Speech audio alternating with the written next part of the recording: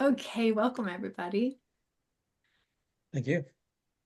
Thank you. My name is BJ and I go by West. And welcome to our Sharing the Path Salon series. And this evening, our presenter is our friend Joanna. And she's going to be talking to us about the amazing benefits of divisive catalyst. So she is going to um, give us her thoughts on that, and then we're going to have space for a conversation as well. So we can also have a Q&A, if you have questions directly for Joanna, that's available too. But yeah, so she's going to kind of just get the conversation rolling. And that's the basic overview of our call. And to get us started, let's just all settle in. Take a moment for a little meditative prayer.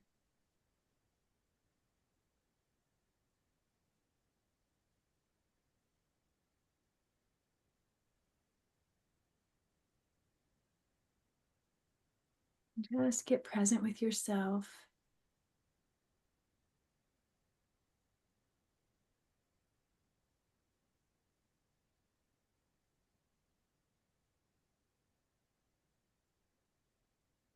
Invite in support, invisible support, and visible support. So, invisible support from our guides and allies, from our friends on the positive path. Thank you for being with us and supporting this conversation, supporting us to hear one another, to uplift one another, and to learn and grow together. May this conversation be beneficial to those of us here and any who may receive it directly through the video or indirectly. Thank you for your support. And thank you to the visible support. Thank you to these friends for gathering together in this way. Thank you for coming together for conversations such as these so that we can practice co-creatorship and shared discourse and collective intelligence. Thank you for being here.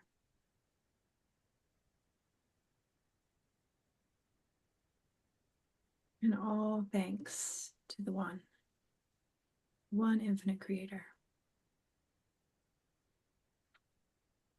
Amen. So I think I've said all that I need to say now, and I will, nope, just remembered the other thing that I'm going to say, which is once we get into the conversation portion, I offer an invitation for the culture of this conversation to really be about, again, that shared discourse, co-creatorship. So some principles of how we come together in this space is listen to one another for resonance. Listen for where what is being shared resonates for you, where it aligns with you. Listen for truth and share humbly from our own direct experience. So, what do you find to be true for yourself? And then also, wherever there might not be resonance for you, wherever someone might be sharing something that doesn't feel as though it matches your experience, what we're aiming to do in this space is to really honor free will. So we're not aiming to convince one another of anything or to end this call all saying, okay, yeah, that's the way, that's the truth, that's what we need to do. If that happens on its own, beautiful. But we're making space for different perspectives. So if someone has a different perspective than yours, fantastic. The creator is infinite. So may we come together and find unity in our differences. Okay, and now I'll turn it over to my collaborator, Kent, who's going to tell us a little bit about Joanna. Okay, great. Welcome to Lily and David also. So Wes and I first met Joanna at the 2022 Coming Home event in Asheville. And I met her 3 more times since then, West 2 more times. And however, I didn't really get to talk much to Joanna during those events. You know, there are a lot of people to talk to. So it's really only recently that Joanna and I have gotten to have a conversation, which has been very interesting. And so Joanna came to the US at age 6 from the Philippines. So she pretty much grew up in this country. And she grew up in a fundamentalist Christian family with a narcissistic father. And one thing that really caught my attention is that I heard her say several times that she was the black sheep of her family, which I couldn't get. I mean, here was this sweet woman. I couldn't see how she could possibly be a black sheep in her family. I was wondering, did she do bad things? Did she run with gangs? Uh, but no, it wasn't anything like that. It was more like she forged her own path, which wasn't in line with her family's traditional values. So for example, she left the Christian church that her family was part of, and she became an atheist. I would say that she was a trailblazer, for others to see and learn from, including her family. But from what she's told me, it doesn't seem like her family appreciates that yet. And so I don't know how long her atheist period was. It must have been less than a decade since she's only 27. That's an inside joke for those of us who went to Philadelphia. Anyway, in 2020, she started getting interested in physics. And what she discovered to her surprise was that the physicists didn't really have an explanation for how the material, what made the material universe exist. Oops. Okay, I can see myself now. I'm not fully in the picture here. I wasn't even seeing myself before, so okay, there. Now I'm in the picture. Yeah, the physicists didn't really have an explanation for the material reality, why it even existed. So that made her curious, and she started looking in other places like spirituality. And in 2021, she joined a book club, and the other participants often picked out books that had to do with the channel material, which didn't really interest her. And so the funny part is then she picked out a book at random that sounded interesting. It was called Living the Law of One 101. So guess what? It was channeled material. I mean, it was about channel material, which was funny. And then that really, the part that interested her the most in that book was the actual quotes from the Law of One material, more than what Carla actually said.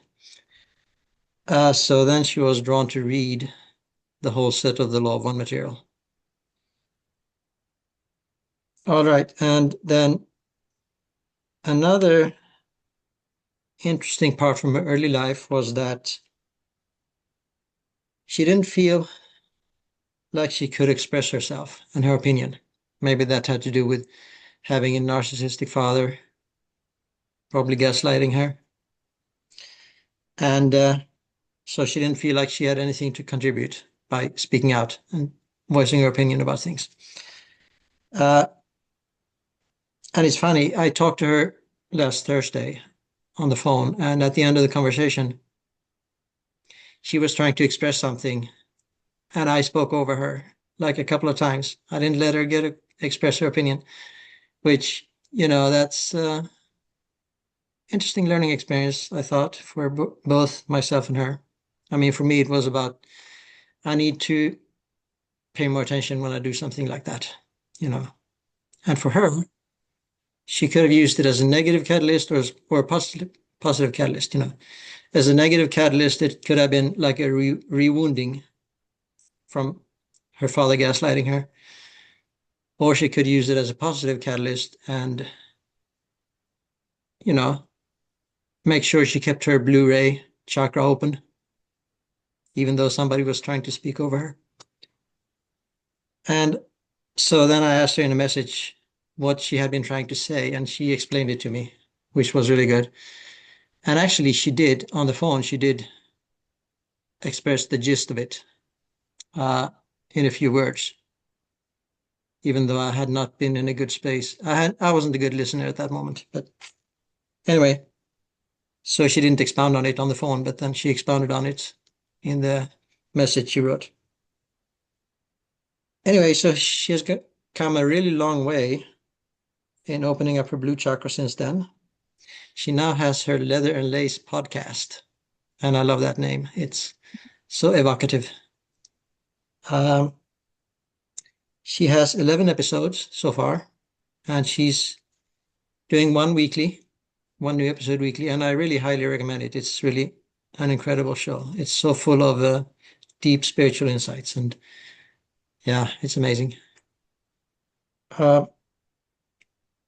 and it's about, let's see if I get this right. It's about finding truth in the tension and sacred balance between the tangible and the transcendent, body and spirit, science and spirituality, feminine and masculine. Mhm. Does that sound right? Yeah, it's I just love the concept of a sacred tension. I Mm-hmm. I think there's all these opportunities and things that are uncomfortable, and instead of shying away from those tensions, I just like to see them as sacred, And then Right, the fundamental is between the body and spirit. right. Just like how are we moving through this space as spirits in human form? I really Mm-hmm. love to be in that space, in that exploration. Right. Yeah. And you also, another thing you say is that truth is at the center of the dichotomy. Mhm. So that's something you seek. Okay, my phone is ringing. Sorry, my phone is ringing. I should have turned it off. Yeah, and I'm Yeah, gonna I love put. that. I'm sorry. Speaking over Oh, you again. no, it's okay. I just say, yeah, I got that in a meditation, that saying truth is lives at the center of dichotomy. Yeah, right. Yeah. Yeah, exactly. So I'm gonna put a link to her podcast page in the TOTOH group and Telegram group, so you can all easily access it. I had actually trouble finding it when I went on YouTube and searched. I couldn't find it. I had to ask Joanna for the link. It didn't come up. I typed in leather and lace and it didn't come up.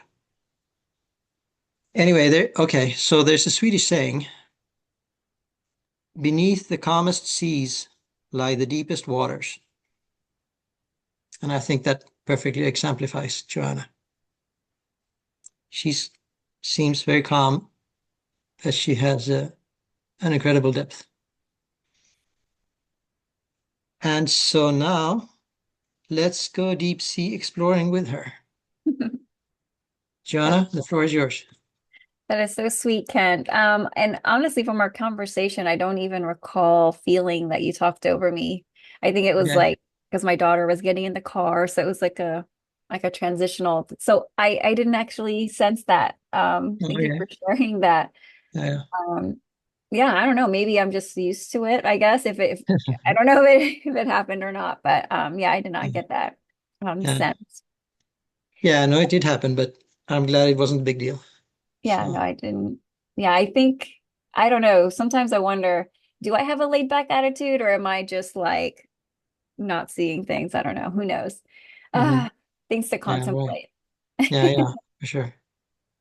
It's all a learning experience. Yeah, no, that was really nice. Thank you so much. Yeah.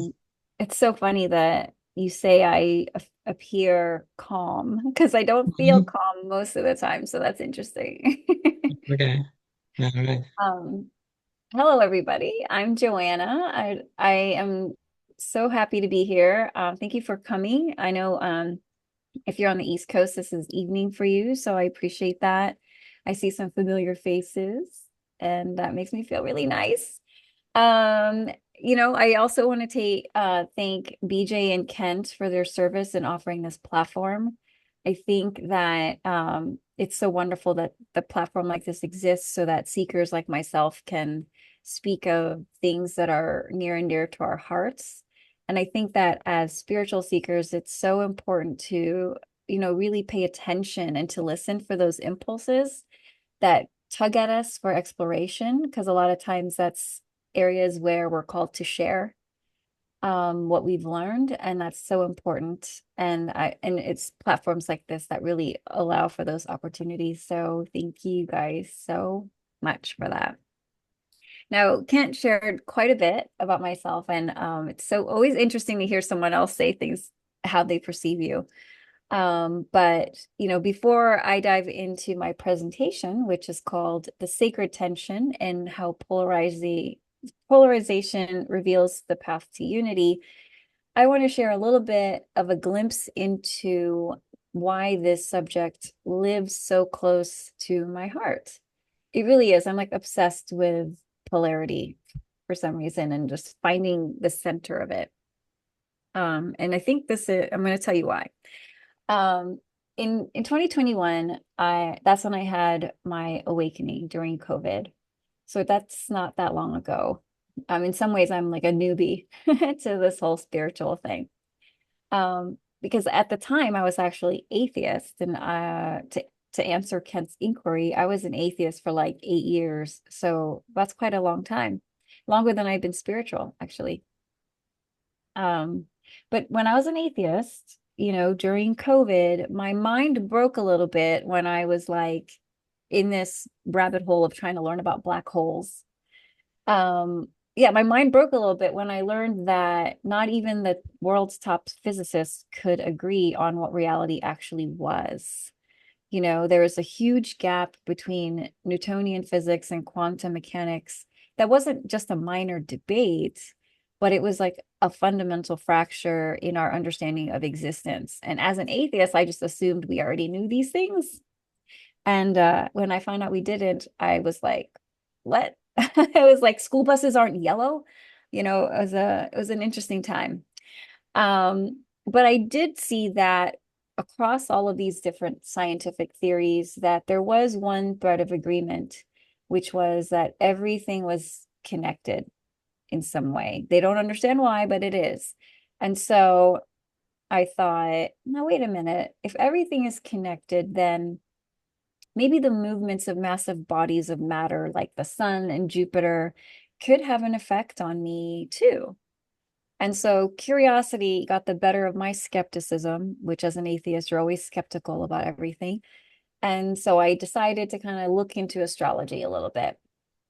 And I was surprised to find that it didn't sound like fairy tales to me. I found deep resonance with my natal chart. And so basically, astrology ended up being my gateway drug to spirituality. Shouldn't have messed with it. No, just kidding. I'm happy to be here. Thank you. And yeah, before I knew it, I was this former atheist who now believes in alien channelings. I don't know what happened. I must have stepped into a black hole. Um, yeah, so and in looking at my natal chart, I just came to realize that the universe has receipts, and they were all over my chart, spelling out the tension between contraction and expansion that I was just born to live. I don't know if any of you are familiar with astrology, so maybe this won't mean anything to you, but I have the planet of Uranus in my first house, Scorpio, which makes me somebody. Basically, I was made to be someone called to stand apart, to be different, and to disrupt old patterns like black sheep stuff, right? And to awaken new ways of seeing. And I also have a very like strong, rare Saturn-Jupiter conjunction in my 12th house, which is basic. That's like tension. Saturn and Jupiter are opposite planets, and they are 2 degrees apart on my chart in my 12th house, which is a living representation of that tension of contraction and expansion and discipline and freedom. And for the like for most of my life, I just thought I was crazy. But no, it's in the stars. I have this tension inside of me. And yeah, so seeing that on my chart, it wasn't just fascinating to me, it was very deeply validating. It mirrored so many of my real life experiences in ways that I won't get into today, but it really was like, oh my God, really? So let's just say that my astrology made it clear to me that my passion for the sacred tension between opposites was just baked into my design. And I'm kind of glad that I was 40 when I saw it, because it was more like, oh, that makes sense, versus if I was 20 and saw my chart and always questioning if I was just like modeling my life about, because of it. So yeah, it was extreme validation for why I'm the way that I am. So yeah, it makes sense that I feel that life has taught me that opposites aren't enemies. They're actually invitations. And polarity, when you hold it with an open heart, it becomes the bridge that can lead us back to unity. And I also love irony because like I just love that. Like what? Our differences make us united. It's wild, but I love it. Um, and that's what I want to explore with you guys today. I want to explore what I've come to call the sacred tension, where many people may see division, hatred, and separation, or even a battle to be won by crushing the opposing side. I see something different. I see a path. Um, I'm not saying it's wrong to take a stand on something or to be drawn to one side over another. I think discernment is an absolutely important part of our growth. But when your conviction hardens into like conquest, and when you forget your own fallibility, I think that's when polarity can become a battlefield where love is often the first casualty. So maybe let's not do that, as a suggestion. We should get to a place where we can recognize that polarity is not a battlefield. In fact, polarity is sacred because it was crafted by the creator with intention. And I think everyone in this, meeting space believes that, right? That the creator creates with intention. And so what we're experiencing, any polarity that we experience, is not an accident. There are no mistakes, as Ra would say, right? Like polarity is not here to divide us, but it's actually here to stretch us beyond ourselves or whatever these characters are we're playing right now. Um, and it's here to teach us that true unity is not born from one side winning over another. It's born from holding that tension wide enough so that wisdom can emerge from it. And then we have like a deeper sense of unity that can be revealed, a unity that just goes far beyond agreement or tolerance, just something deeper than that. And I think that's something that as law of one seekers, we're seeking and moving towards, and might not be in the most graceful fashion, but that's what we're trying to do, right? We're trying to get to that place, and however that journey looks, I think it must be honored. So let me go ahead and start by speaking about the purpose of creation. Now, from a law of one perspective, the entire purpose of creation is the exploration of the infinite, right? Like the whole purpose of creation is diversity. The one infinite creator, which is really all that exists, wanted to know itself, and it became all of us. It became infinite.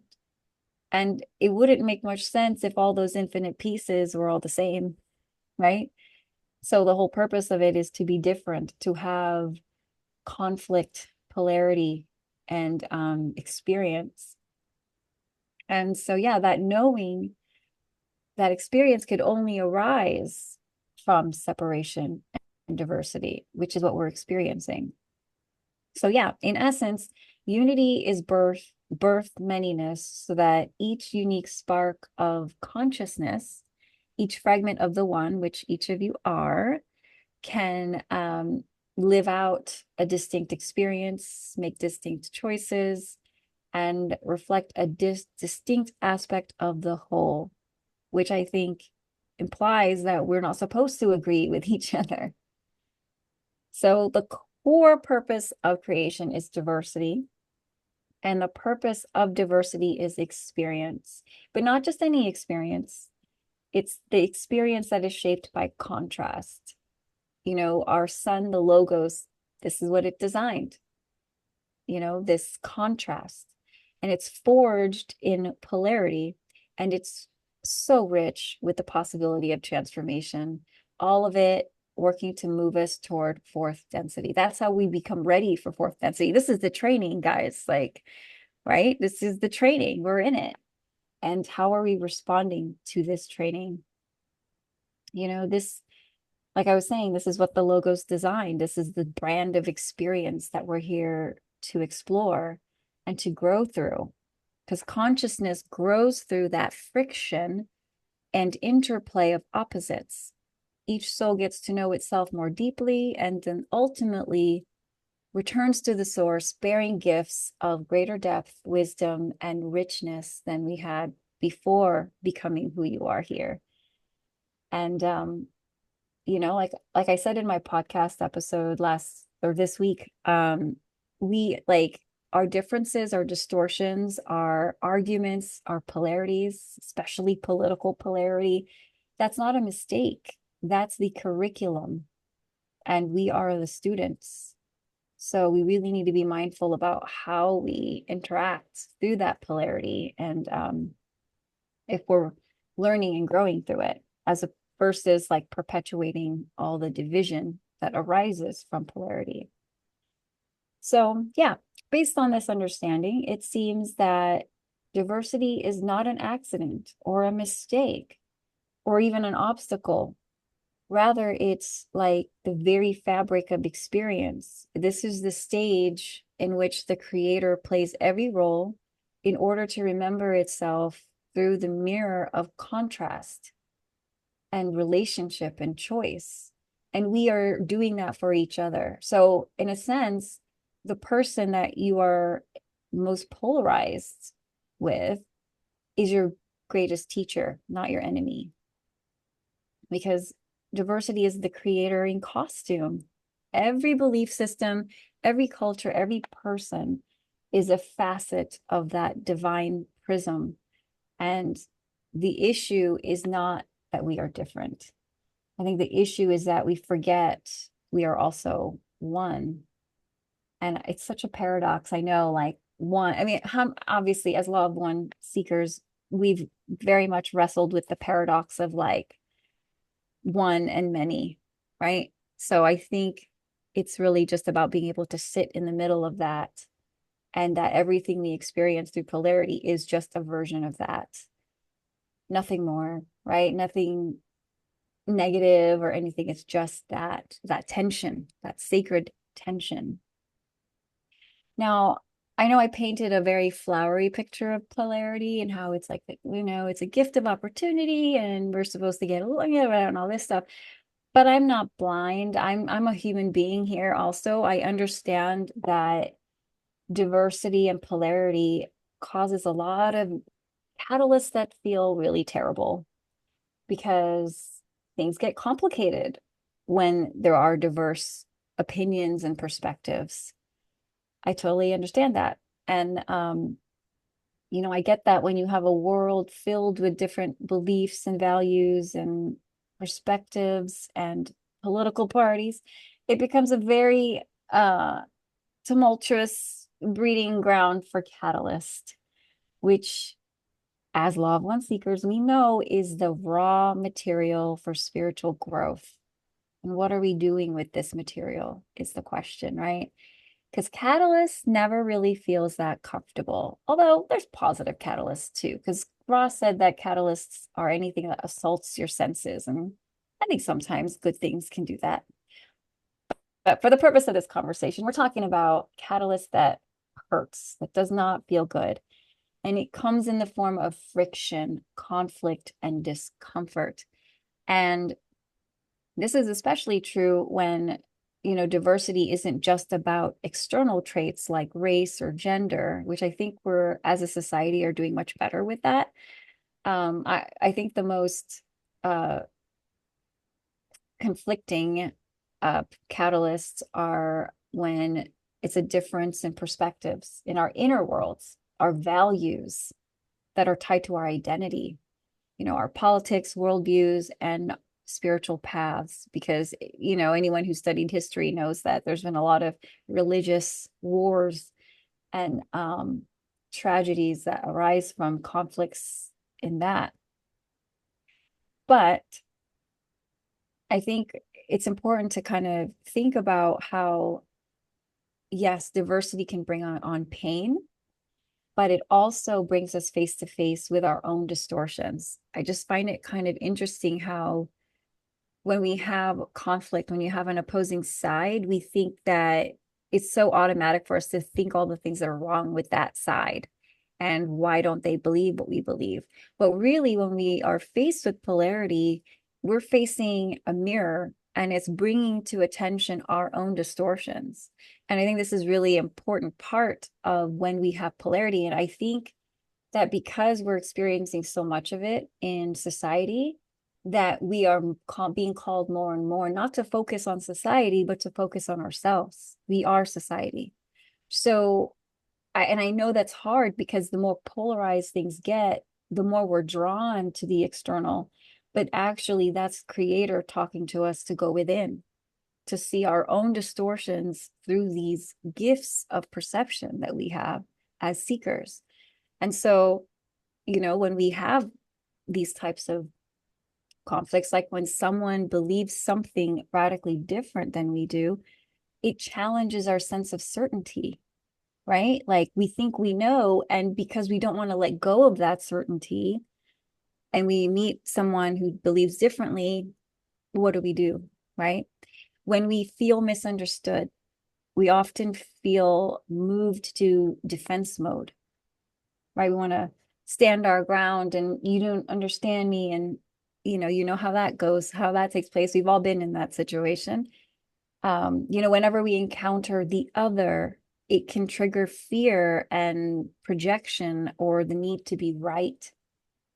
And I really focus on that, this need to be right. I think that's actually a fundamental thing we all need to kind of think about, because that is, like, to me, the root of all of this conflict is everybody needing to be right and no one trying to offer that olive branch of humility and fallibility, right? Which is to me really silly because no one knows everything. So, like, why are we sitting here like dying on all these hills when none of us really know anything? So I think that humility and that release of being right is like a good first step, because we see all this type of negativity and conflict play out everywhere in society, in our families, in our communities, and like I said, especially in politics. And but I really don't think that discomfort that we experience through all of these polarities and misunderstandings and conflicts, I think that discomfort, it's not because something's gone wrong, like I was saying, right? It's a sign that, oh wow, there's an opportunity for growth available here. And that deeper understanding is being invited. So I'm hoping, like, by the end of this call, that where in areas where you felt like negative feelings crop up when when arguments happen, because there's differing perspectives, that you actually start to get excited a little bit, right? Because perception is everything, and that's the creator inside of us that gives us that free will to decide how we're going to respond. And so I'm hoping, because I'm still working on this too, okay, where I just get more excited to be able to have this opportunity to be a different type of model for how to be in that space, and not just fall in line with the same old, and continue to co-create the chaos that we see, so hopefully you guys are going to get excited moving forward. Yeah, so yes, the purpose of creation is diversity. And yes, diversity can invite problems and catalysts, but it's not a problem, is it?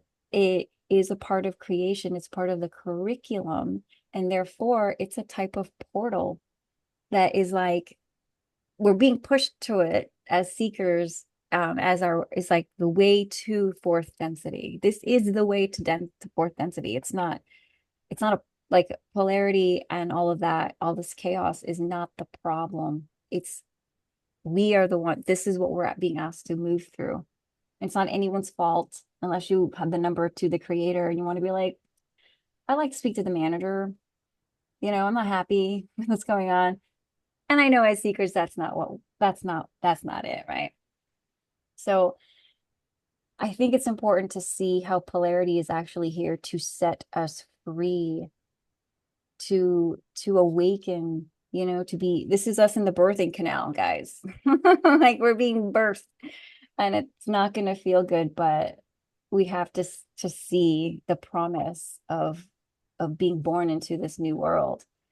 And it doesn't feel like it's going to come easy, but it's always going to feel like it's worth it. And I know each of us has had like micro experiences in our lives that where struggles have given us new sight, new vision, and a new sense of gratitude and empowerment. And this is just us doing that on a collective level. Yeah, diversity does not create conflict, it creates opportunity. Opportunity to see ourselves more clearly, opportunity to integrate what we've rejected. And like we can't, I love the saying of reject nothing, accept everything, because the only thing that ever even exists is the creator. So it's like kind of interesting that we reject anything at all. And I know as human beings that's very hard because there are some really unpalatable things out there, like Taylor Swift. No, I'm just kidding. I'm not trying to make this personal. Just saying there are things that feel really unpalatable to us, but again, it's just showing us our own distortions. I don't need to tell you guys that. You are law of one seekers. I know you know this. But yeah, there are multitudes of polarities. But I think in our experience right now, one of the biggest polarities is in politics. And I know people get very fired up about it. It's even hard to discuss in law of one circles because there are differing perspectives. Not all law of one seekers are Democrats and they're not all Republicans. We are different, and that's kind of a weird thing, right? Because maybe if you cling to a certain political party, you think, how in the world can you possibly see goodness in the other side, or vice versa? And I don't necessarily think it's healthy to have, I don't know whether it is or not, but like I'm not really interested in like political debates when it comes to this. I'm much more interested in the opportunities, spiritual opportunities that political polarity presents, right? Because in the US, we are experiencing extreme polarization. People are so deeply triggered, and we're frankly emotionally exhausted, I think, for me, and just spiritually disoriented with the whole thing. And many seekers I know, especially if you're on the left, who are at this moment struggling with a lot of fear, grief, and anger, with the Trump administration. And I understand that. I have a lot of empathy and sympathy for that because I I've been on the left. I ate popcorn during Trump's impeachment trials in 2016. But here, I'll tell you a little bit my journey. But I'm no longer that way now. Uh, I think after he got he survived that assassination, I don't know, something happened in me, something cracked open, and I was like, wait, if he's horrible, why is the universe working miracles to keep him alive? Am I not aligned with the creator? And that was something I never even thought of. I thought my politics completely aligned with the creator. And so I felt that tension when that happened. I was like, wait a minute. And I think what happened in that moment was I was faced with being wrong about something, and that doesn't feel good. And I didn't know why I was wrong. I don't know why the universe kept him alive, but I just knew at that moment that I needed to make a choice. And that choice I made was to no longer participate in all this bullshit. Like, I'm not going to participate anymore. I'm not going to say he's horrible. I'm not going to say he's racist. And I want to step out of my liberal echo chamber. And that's what I did. I started talking to people who were Trumpers. I listened to conservative media, not because I'm trying to convert, but I wanted to understand. And really what happened was I felt guilty because the things that I was hearing was not the things I was made to fear. Okay, they were not all racist. They were not all anti-immigrant. They weren't anti-woman. It was actually they were saying things that resonated with my principles as a law of one seeker, and I was very surprised by that. So instead of feeling mortified or furthering my position as a leftist, when I opened myself to conservative media, I found more wholeness in my perspective.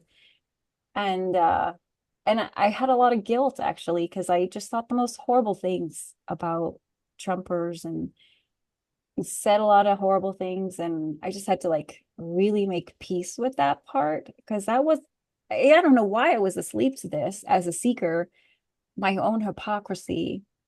But when you awaken to it, for me, it was pretty difficult to grapple with.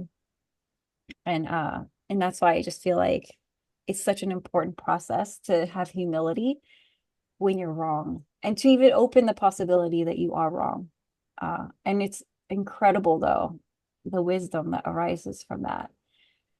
So yeah, from when you come to a higher perspective, when you like elevate yourself, right? Because the way I look at it, Carla talks about this game with the small G and game with the big G.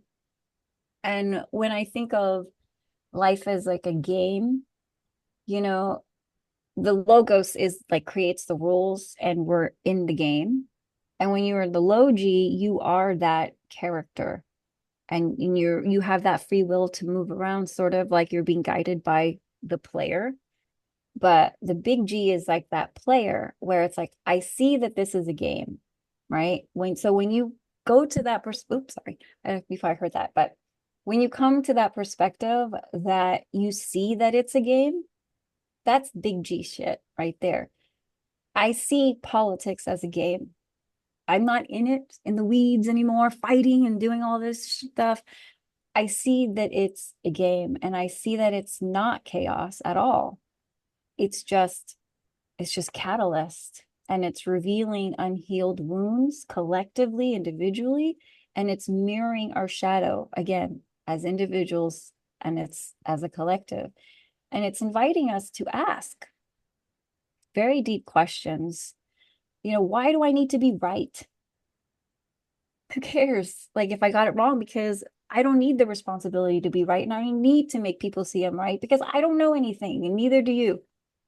Right? Like we need to be comfortable to sit in our own ignorance. And it doesn't make us weak. It doesn't make us, less valuable or whatever. In fact, it's empowering. It's so empowering to just be like, fuck it. I don't know anything.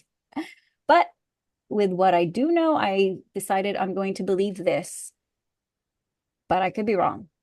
So there's nothing to be afraid of in having that position, in having that vulnerability, being like a dog exposing your belly, be like, oh, bit. It's fine. Um, and in doing that, it makes you open more to love and loving other perspectives. And even if they're so committed to their right position, them being right, you can recognize that and you don't have to care about it.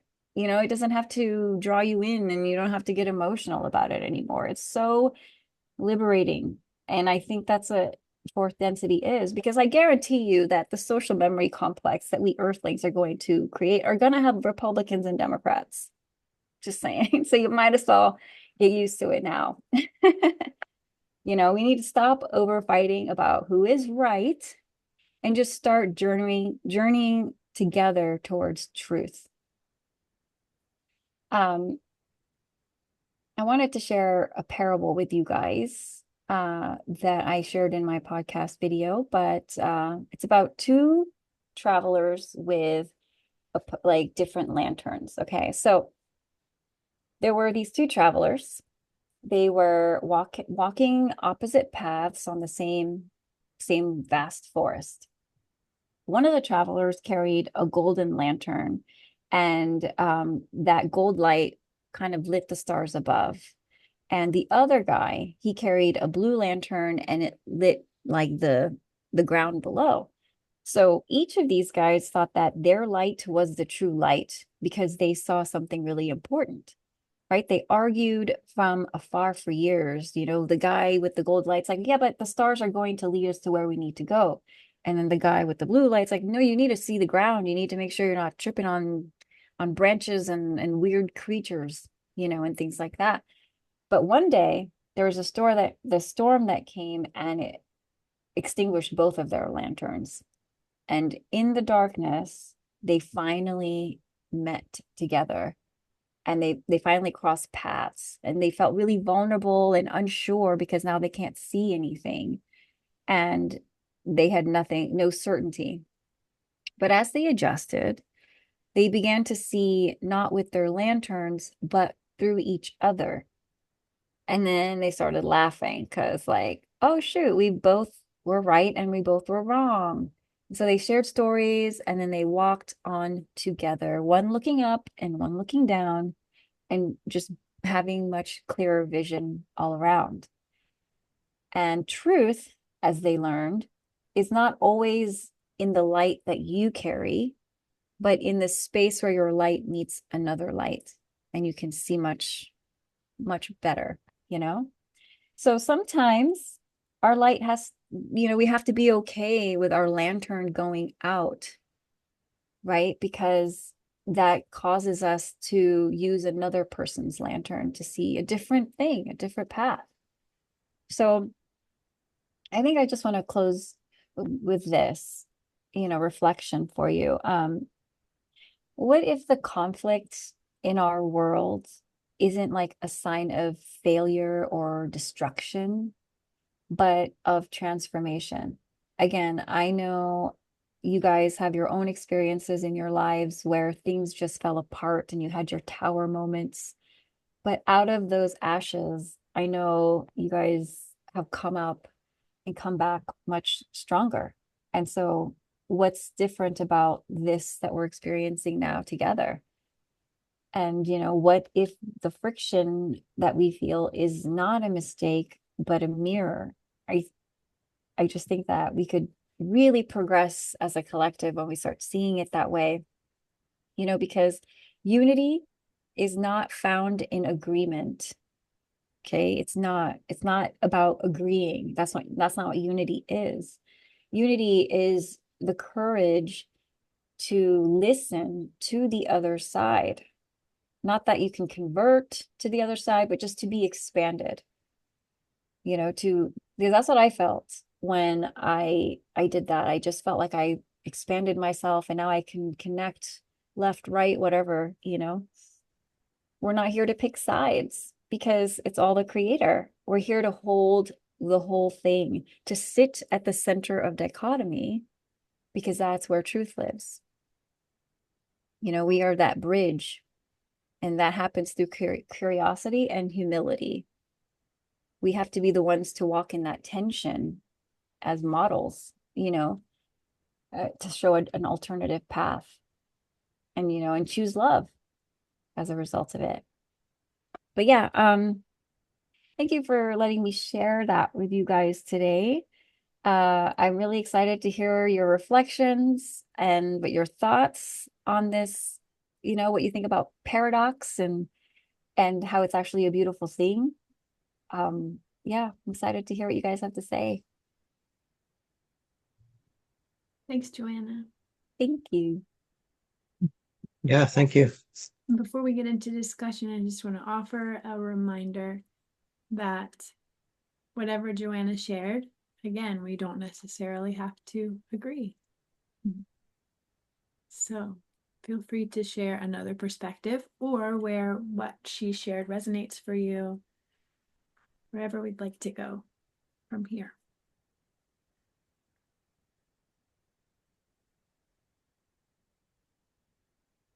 Just raise your hand, anybody who wants to comment. I can start by saying I love that parable. I loved it when I heard it on your podcast, and I loved hearing it again. Thank you, Ken. Yeah, it's lovely to think about it that way. Yeah. Because Did you come up with it? Did you come up with it? Did you I make it don't up or? remember. I don't remember where I heard it, but no, I did not come up with it. Okay. Yeah, it's good to know that like I said, you're not the only light in the room. Right. So Yeah. let others' lights shine because they might show you something different. Yeah, definitely. Yeah, speaking of um, other lights, I'm curious to hear from anyone, including you, Joanna, but how do we do this? So, like you said, diversity is here for as an opportunity. And I'm curious to hear from people specific ways that you in your life might use conflict or challenge or a different opinion for an opportunity for growth. If anyone has something to share about that.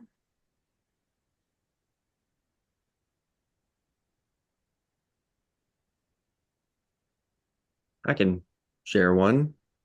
So when having conflict, especially with family or ones that you feel more connected to or have a harder time getting away from in some scenarios, it creates suffering, and the suffering you want to get out of it for me. So having someone that supposedly, says the right things, but then can stab you in the back per se creates a catalyst that puts me down and I need to pick myself back up. And that wouldn't have happened if I was just having a good time. So I think the suffering, being down, you could say at the bottom of the ocean, you want to get back and see the light again.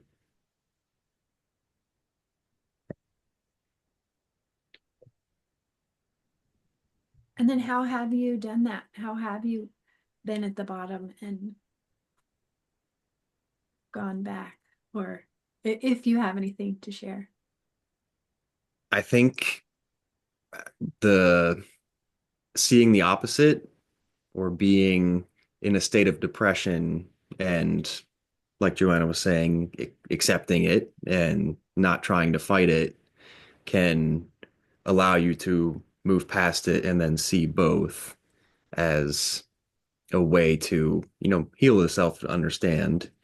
And I would just say through a lot of meditation, journaling, trying to ask, it's a long process, but just getting the slow work of understanding the self, whatever process through meditation or journaling. But yeah, those for me have been very helpful. Yeah, what Neil said reminded me of an experience I had a long time ago when I first moved to Asheville. It was very simple. I mean, on the surface, it's ridiculously simplistic.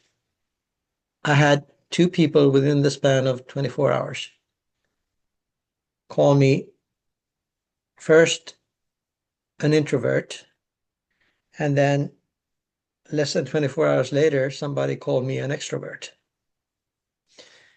And I mean, that's not important at all, but it really made me have the epiphany that what other people think of me is just their opinion.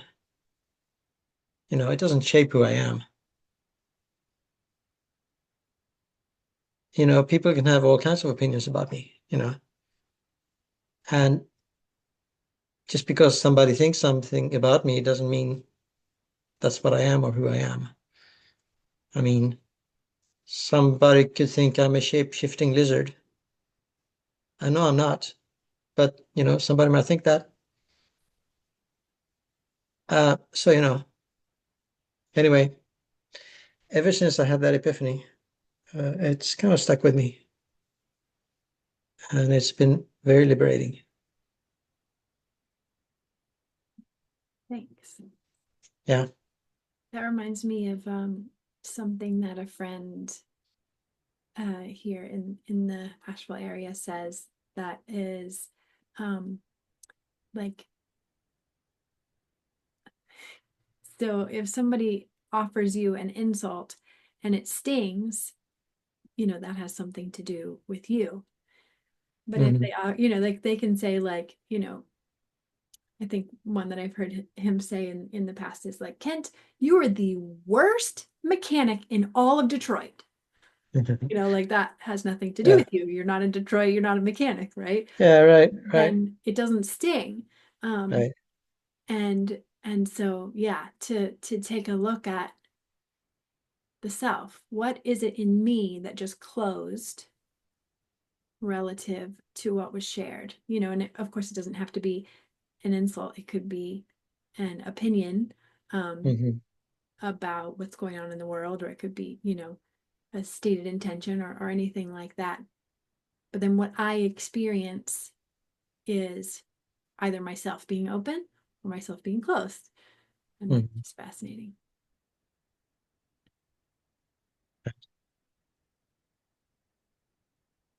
Yeah.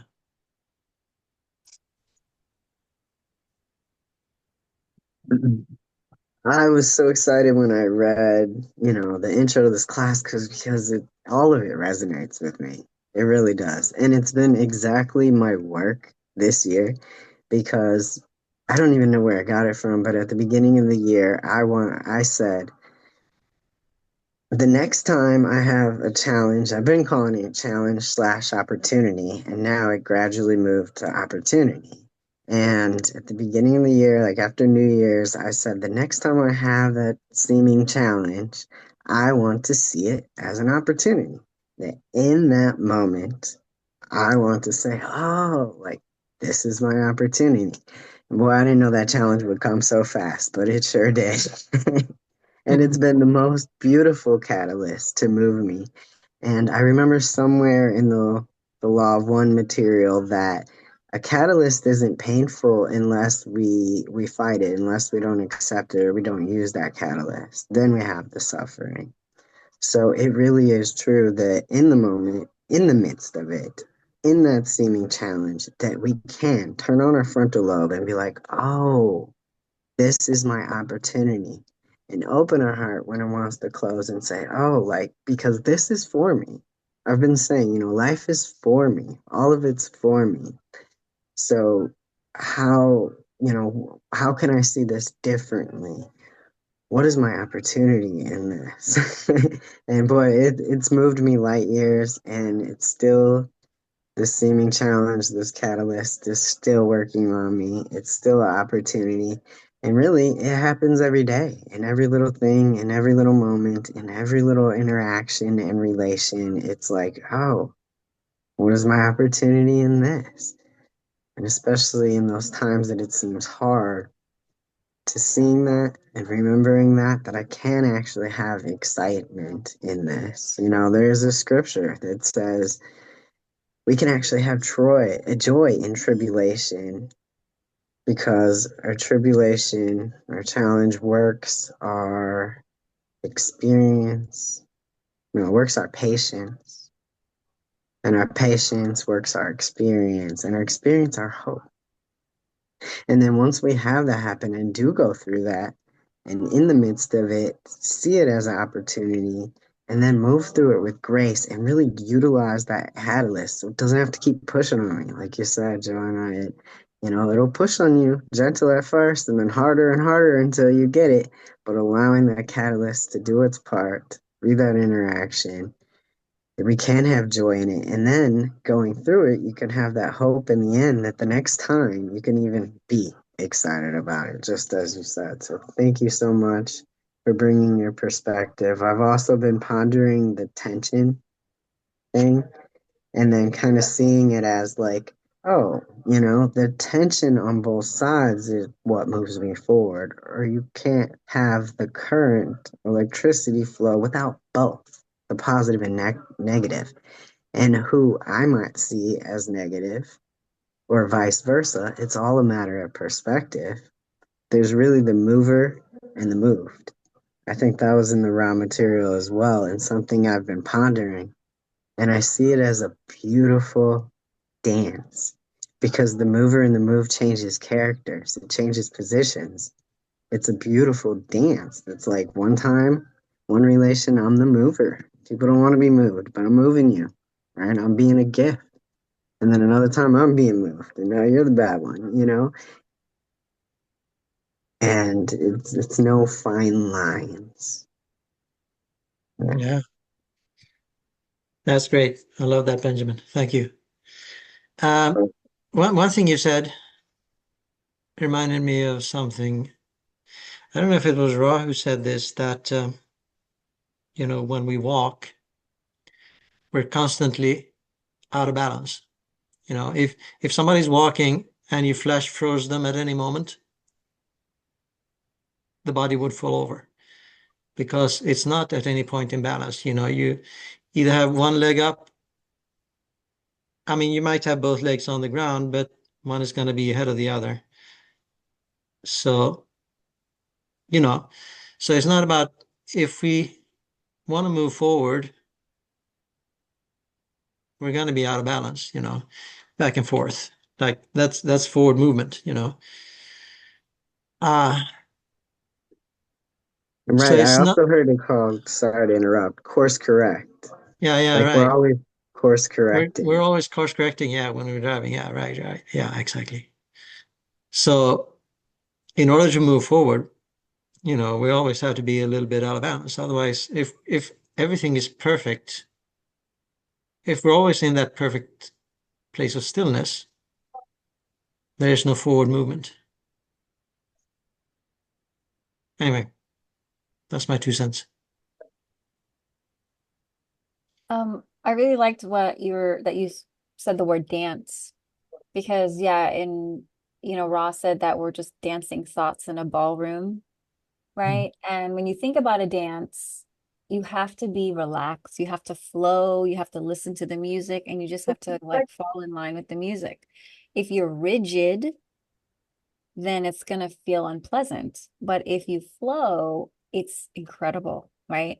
And so when you take that analogy into life, it's like when something bad happens, are you resisting it, or are you trusting it? Are you trusting that life knows what it's doing and that you are here? This is what your soul signed up to do. So when you take all of that perspective with you, that this is your choice to be here, and your higher self is like, yeah, you wanted this. You ordered this. This is what you ordered. Okay. No take backs.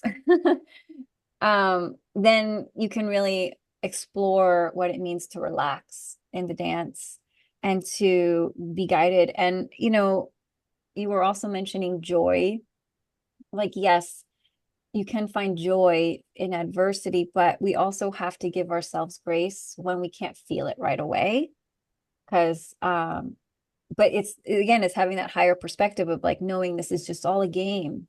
but then our human self has to honor the experience. That's why I love that tension between body and spirit, because it's like, yes, I have this higher perspective, it's a game and all of this, but I'm human and I have to honor the human part of me that feels it. And so we can have joy in the promise that this will turn into something important. And I might not be able to see it now, I might not be able to feel it now, but I can take joy in that promise. And I think that's what faith is. And I'm so happy I have a renewed, relationship with the word faith, because I lost it for a while when I was an atheist. I hated the word. It's like, what, seeing is believing, that's dumb. I had a very, very bad relationship with that word, and now it's everything to me.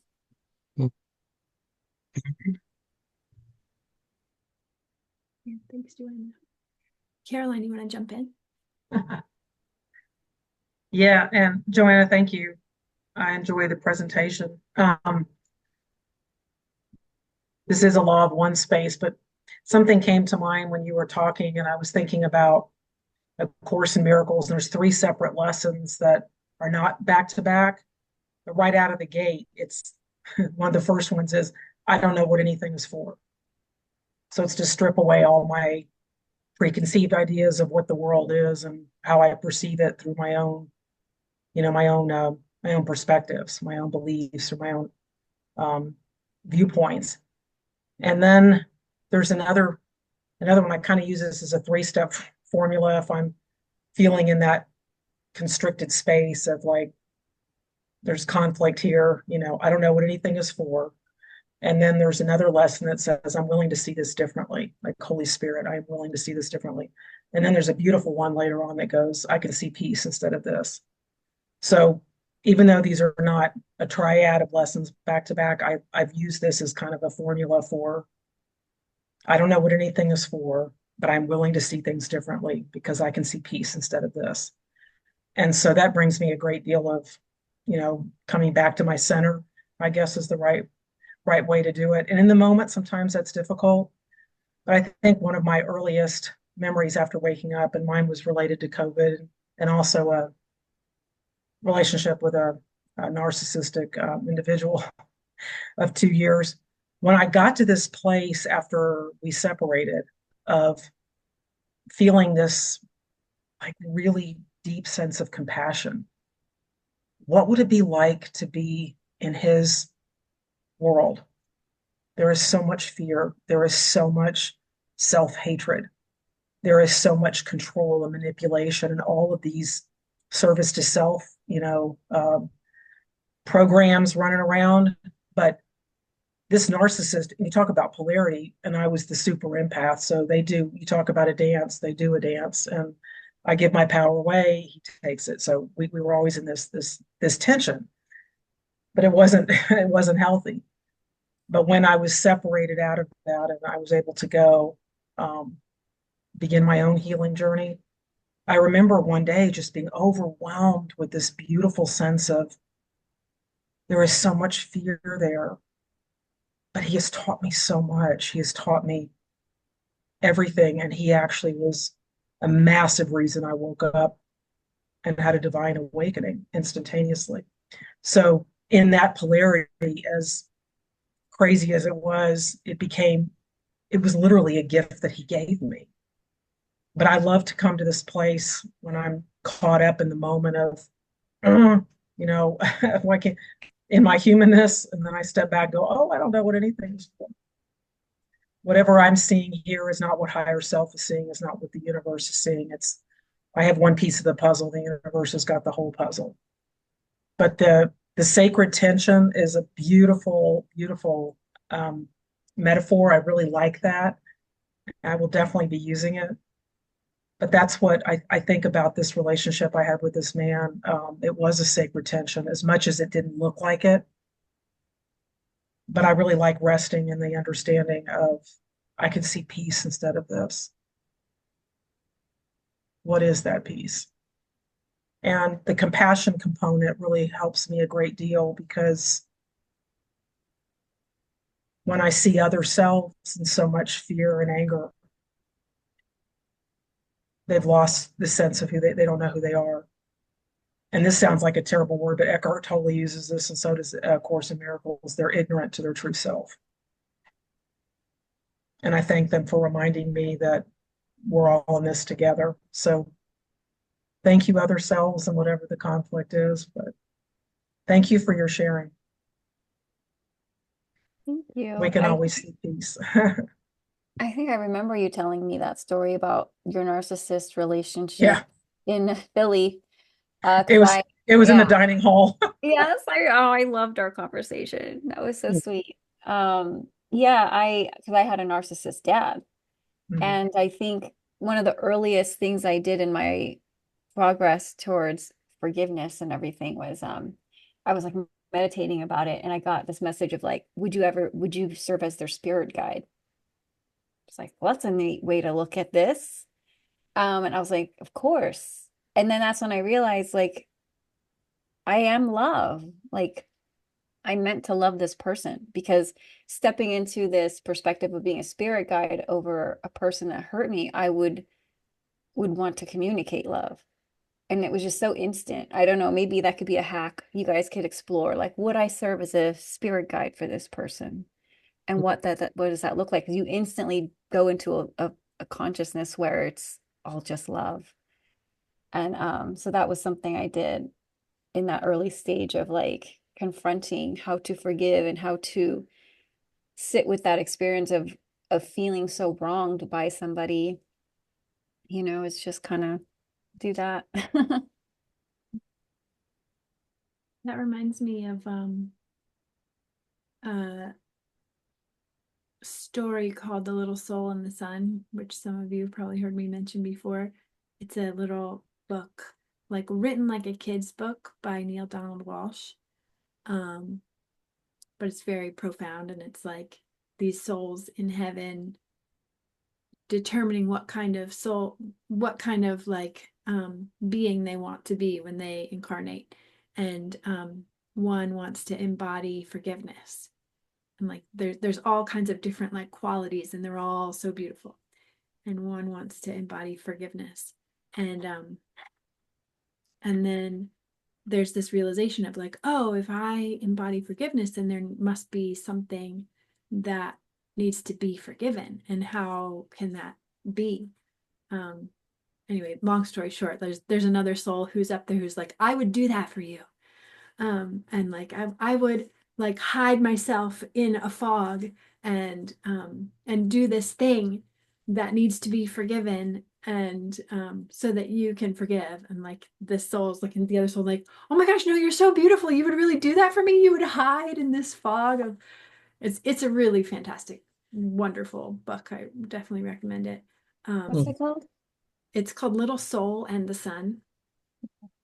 Is that um a children's book? yeah, well, it's again, it's written as a children's book, so yeah, it's Mhm. accessible for children. But there's been times when I've like bought 20 of them and just like handed them out because it's amazing. Mhm. And I recently had some conflict in my life and was feeling hurt and confused with this other person, and I had a um kind of reminder of that book, and kept connecting with her higher self, the person I was in conflict with. It was like, oh, her higher self chose this to help me. And so like I saw her like in the midst of this conflict as my spirit guide, and it was like, okay, right. She's helping me, showing me where I have resistance, where I'm um, not accepting her. And yeah, it's just really powerful experience, and painful, of course. Um, but yeah, Kent.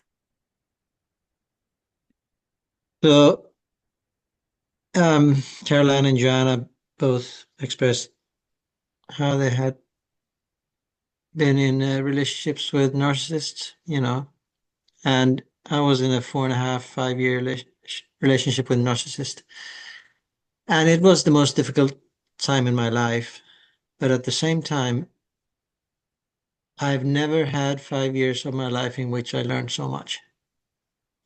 After that relationship was over, I wrote a long list of things that I learned from it, especially judgments that I had held that I was on a subconscious level that I wasn't even aware of, that the relationship helped me become aware of, so I could let them go. And another funny thing about it is, at the beginning of the relationship, we had been dating for a little bit, and as before we moved in together, when I was thinking about moving in together, my spirit guides were actually telling me that this is going to be very difficult, but if you do this, you are going to learn a lot.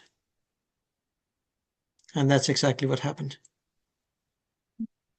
So, yeah, I never saw it. I didn't see it as a sacred tension. I didn't think in those terms, but yeah, I've never learned as much from a relationship as I did from that relationship.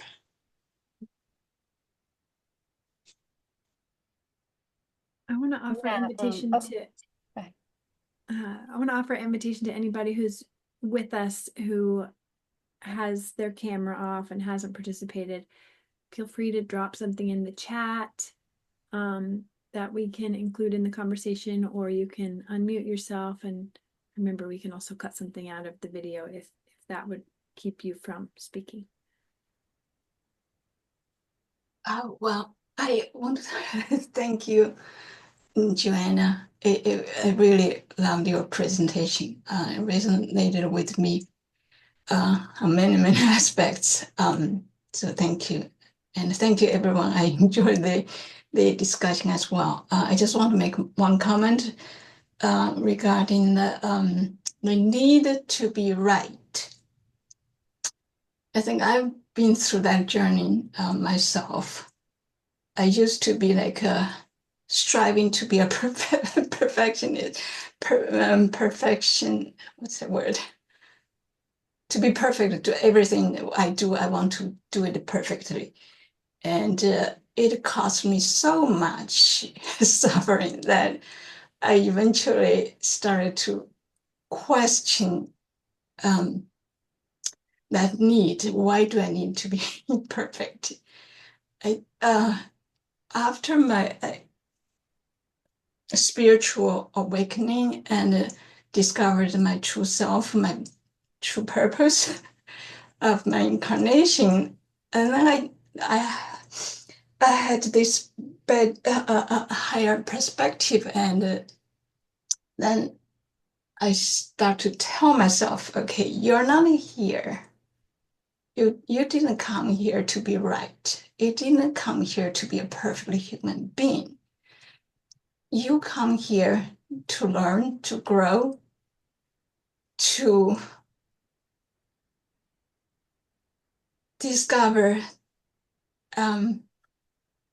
the creator in everything, in everyone, and make the choice, choose the polarity or rediscover your polarity, and everything else is on a human level is serving for that purpose. So as Joanna said, when you use this higher perspective and allow yourself to be wrong and admit that you were not right and accept it with humility, and that actually is very freeing. It really, because you do not hold yourself in that wrong position anymore. You can now move on to a new place, and that's growth. And this is really, it's a process. It takes a lot of work. The old habit will always, oh, no, I know I'm right. I know I'm right. But then I just calm down to, do you really know it? This kind of relaxation and take a step back and have a broader perspective, allowing the opportunity to admit that you are wrong is really, I think, helping me a lot in my seeking journey. Thanks, Lily. We also have a comment in the chat. So David says, thank you for the presentation. It's such a vivid way to see the attempt to reconcile the polarities. And sometimes all we can do is dance with the tension since it springboards us into the next movement of the dance's flow. And he also wants to know, what's your Venus sign, Joanna?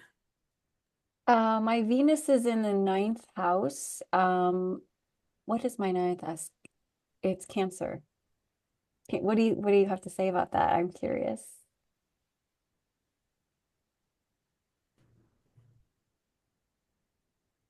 Maybe he's So can you hear me?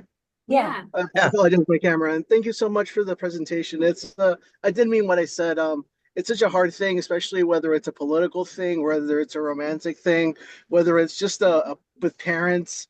It's such a hard thing to see when you're in the thick of it. Because man, I do love being right, and I feel so good. But it's the context, is the necessity of maybe seeing that there is an underlying reason why we're in a place that is not an idyllic. We're all homogeneously thinking the same thoughts and realizing the inner nature. There's a reason for it, but it's so easy to get caught up in the heat of those moments that I lose sight of that. So you really did a really illustrative job of showing that. And I don't know, man. In terms of astrology, I do feel you on all my Scorpio homies know how to dig deep beneath the surface, and it's one of those things that it got me myself into my own path. And more than astrology, just the serendipity of picking up a book randomly, and it happened to be associated with a spirituality that led me to the law of one. So I think the picking up a random book at a random bookstore is a very shared experience. And just to finish the more to the question, my I guess my Venus is an Aquarius. Of all the things that astrology can say, whether it's just interesting pre-Babylonian stuff we don't understand, it's still very interesting. And the Venus, which is how shows how we like to receive and show affection, is usually pretty spot on. But that was just me being curious. Sorry about that. Yeah, no worries. I love astrology. Yeah. I was like so happy that I was like 40 years old when I saw it because Hmm. I knew that I didn't model my life after it, it just was. Hmm. And it was It's incredible. seeing how the souls chose our Sims game pre-loadout is pretty on point. I can't make that stuff up, so I feel you deeply there. Yeah, no, it's wild. Thank you. Thank you.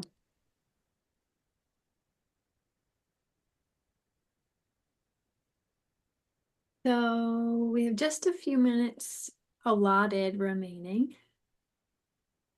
Curious if Oh, there's I any just closing thought of thoughts. something. Yeah. Speaking of astrology, I looked up my dad's astrology and it looked really horrible, right? Like it was definitely like a chart for a narcissist.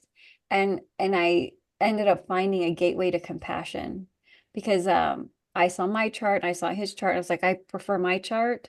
And it's like, wow. And if we all chose our lives, like he chose to come to the planet as a narcissist. And that's a horrible, hard life to have this constant need for adoration and constant suspicion that people are trying to take you down or show you, reveal all the things you hate about yourself. They really hate themselves. And they do everything they can to protect themselves from appearing or realizing that they have flaws. And so I recognize that what this person needs from me and what I need for me to feel towards this person is compassion. And I like the astrology, his astrology chart was like a way for me to do that. Be like, oh, that's sad, you know?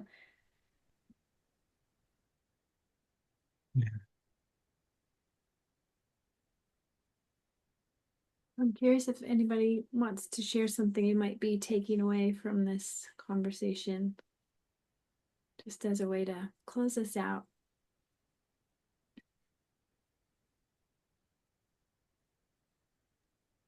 I will be using sacred tension in my vocab. Yeah. I've added it to Caroline's verbiage, and I really like it. So thank you for bringing that forward. Mhm. Cool. Yeah. Yeah, great idea.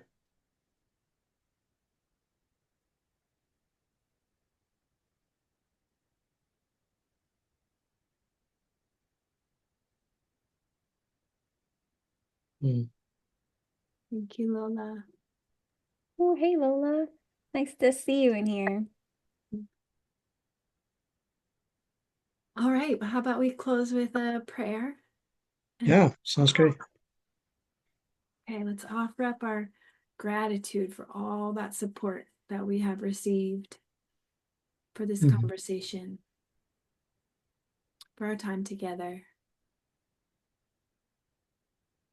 And thank you for all the invisible support we receive all the time, even when we don't call upon it. Thank you for being with us, higher density beings. Thank you to our higher selves. Thank you to all the angels. Thank you to all of the love and the light that surrounds us that we don't even understand. We're so blessed. Thank you. And may all the benefit gained from this time together radiate out, rainbow, rainbow sparkle out to serve the whole. May all of our energy be support to move the Earth Collective closer and closer and closer to fourth density positive. Thank you, friends, and thank you, as always, to the One, the beginning, the ending, the goodness that we never leave. Amen. Amen. All right. Well, thank you, everyone. Thank you, Johanna, for Thank you that amazing guys for presentation. coming. Yeah. And thank you, everybody, for coming. Yeah. Well, we have another one next week, and then the week after that too. So just check the TOTOH You, calendar. yeah. Who's the next week I think it's is Gabe. Gabe next week? I think Okay. so. Yeah. Have fun. Yeah. Have fun. So much. Is anybody no, coming to Scott next week, homecoming? then Gabe. Sorry, go ahead. Is anyone coming to homecoming in September?